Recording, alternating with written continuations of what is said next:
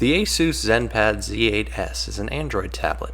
This one has LTE support from Verizon as well as a broken screen. For the most part, we will open this as if it were an oversized iPhone, starting with the two T4 size screws at the bottom.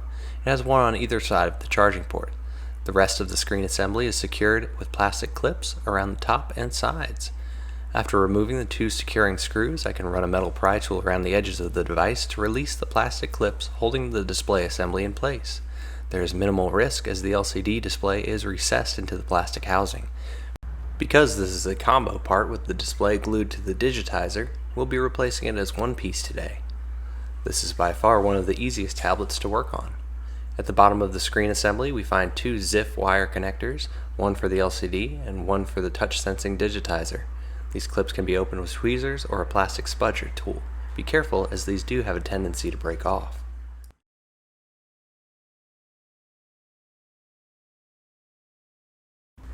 Once the long, weirdly bent ribbon cables are removed, the display can be removed easily.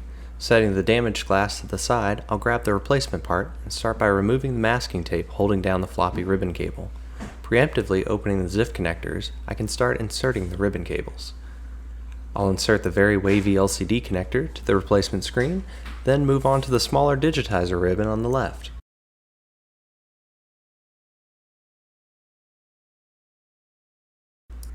Once our two ribbons are connected, it's time to power on the device and make sure everything is working before securing it to the frame.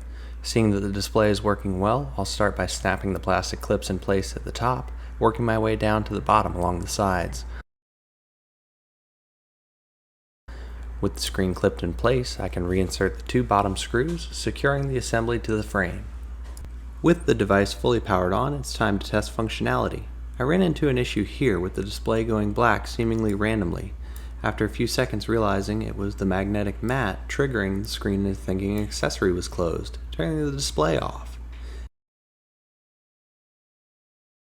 After lifting it up and holding it, I was able to fully use it, testing that the digitizer was responding fully. The device has been repaired and is ready to go. Thanks for joining me on this repair video. I'll see you in the next one.